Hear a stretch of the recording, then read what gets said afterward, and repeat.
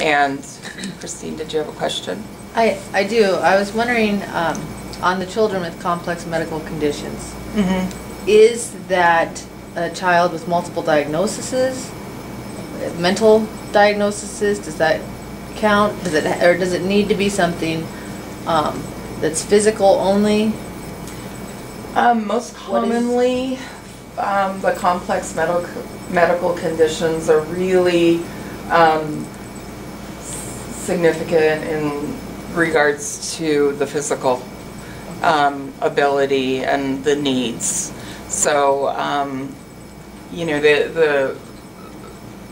the waiver actually, one of my coworkers' child was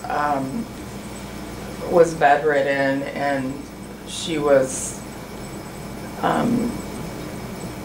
tube fed, and she had pretty significant needs, and spent the beginning of her life in the hospital. And he was one of the real strong advocates to get the Medicaid waiver available. And his daughter was able to come home, and basically then the child is,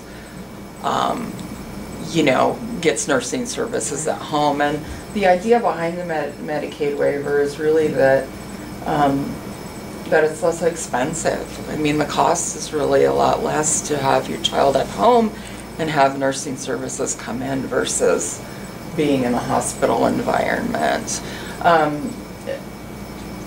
And I think, and I don't know if you're thinking of a specific person, I would say that if they don't fall into the CCMC category, they may fall into the MRDD category. It would really depend on the individual. So if someone that had maybe undiagnosed behavior problems, but it didn't seem like they were intellectual or developed, like autism would fall under the developmental delays or disability. Yeah. But something that was maybe not autism but still had the behavior problems, could it fall under the complex medical conditions, or is that kind of what you're saying? Yeah. Not under complex medical conditions.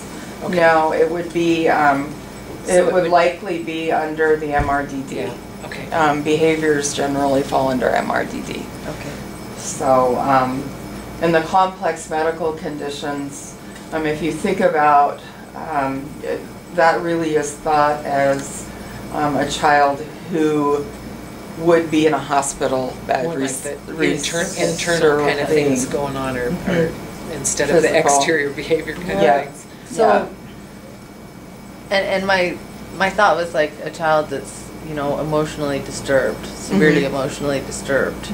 Would a parent have that as an option? Because they're going to need that full likely time so, care, and that would be identified as an institutional setting. Okay. So if there is the behavior that is unmanageable in the home without supports, likely they're going to fall under the MRDD, and that behavioral component of institutionalizing someone. Okay. So the wait list now, I believe, is right around 800 or 900. They do draw 50 people a quarter, and as I was saying, I literally thought they drew out of a hat for a long time when I was doing case management, and it really is based on needs. So the squeaky wheel really does get the most oil. So if you're a parent who's really challenged with things that are going on, you know, updating after you've applied for the waiver is a really great thing.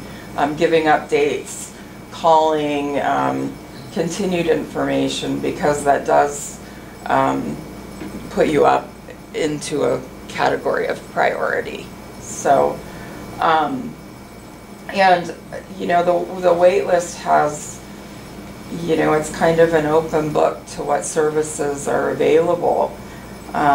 So if you have somebody that has applied for the Medicaid waiver, you really want to start to think about the possibilities. I've met with parents who say, I have the Medicaid waiver, but I've never had this opportunity. And when I was, you know, in the position of setting up the waiver and what was needed, it really was get as much out of it as you can, because once it's in there, you got it. It's a lot harder to add things. So initially, go ahead. Start out initially asking for the everything, moon kind of thing, yeah, and then yeah, they can always say no. They can always say no, but if it's not in there and you've lived without it, it's not likely you're going to get it. Who is it that determines what is, I don't, whatever, however you would say it, accepted under the waiver as a service? Online, under the state Right. Health and Social Services, there's an application, Right. and it does identify all of the criteria for each individual waiver. And then as far as the applications, No, I mean, it once you get the waiver, oh, what services are covered by that, or who decides if a service is going to be covered or not, or? oh, I see what you're saying. Yes. Basically, at once you get a waiver, it's up to you to connect with a care coordinator. There is care coordinators in agencies. There's care coordinators that work independently. It's really your preference as to where and who your care coordinator will be, whether it's independent or with an agency. The care coordinator then will talk to you about you know, the different services that are available. And in my experience, you know, if there's a service that you want that they don't bring up, ask for it. And again, they can say no. That generally a care coordinator, their job is to see if it's available, if it can happen. So, and what kind of things are in the Medicaid waiver? Day habilitation, a person to come and work with your child outside of the home. In-home supports, somebody that can come in and work with your child in the home. And you generally, agencies are the ones who provide the services. And you literally can go to a different agency for every service if you want. So people kind of go into this notion that, oh, I have to pick an agency, and supported employment is really good there, but the day hab and the, you know, so really, you know, shopping around. Yes, absolutely. So any more questions before I move on there? And I will be doing a Medicaid waiver training.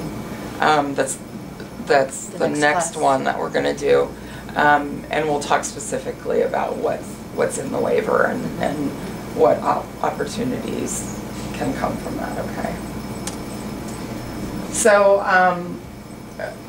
you know, I think the idea of resources, I know that people often feel isolated, especially a single parent with a child who experiences a developmental disability. And just, I think this just came out last year, 211 is a direct line phone number where you can ask about anything health and social services wise, and they should be able to provide you with a connection to that service in your area. They also have a website that has information on it, and I haven't had the chance to really go through the website. It's fairly new. The phone number came before the website, so so those are two options, just to kind of, you know, check out resources, or, you know, and I think this this statewide connection is a good thing. I don't know that they have all the answers. Christine and I have talked, and I have heard a lot of good feedback on it, though, and I think that it's something to keep in the back of your mind. If you have a question about anything specific or non-specific, call them or check on the website and see if you can get the information for the resource that you are looking for. Okay, so when an individual with a disability enters your home, whether it's at birth or through adoption or foster care, or you as a parent really become an instant advocate. I think that that parenting really serves a different purpose as when we're identifying a child with a disability or a child without a disability. The advocating piece is really important in regards to the child with the disability. And again, we're talking about the diagnosis, the initial stages, and kind of what to set yourself up for. Asking for help, I think, is a huge one. Parents get overwhelmed and they want to do it all on their own. There's this kind of overwhelming feeling of, I need to make sure that my child gets the things that they need, and you just become absorbed in that child.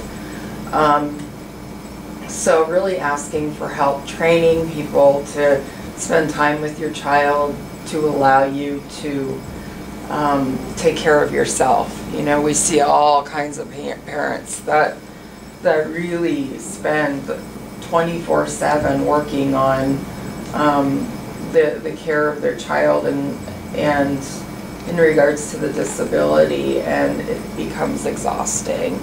And so that self-care piece is extremely important.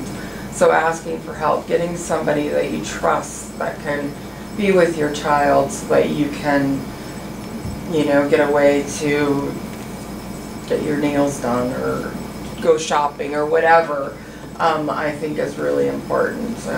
Doing a project, whatever. So,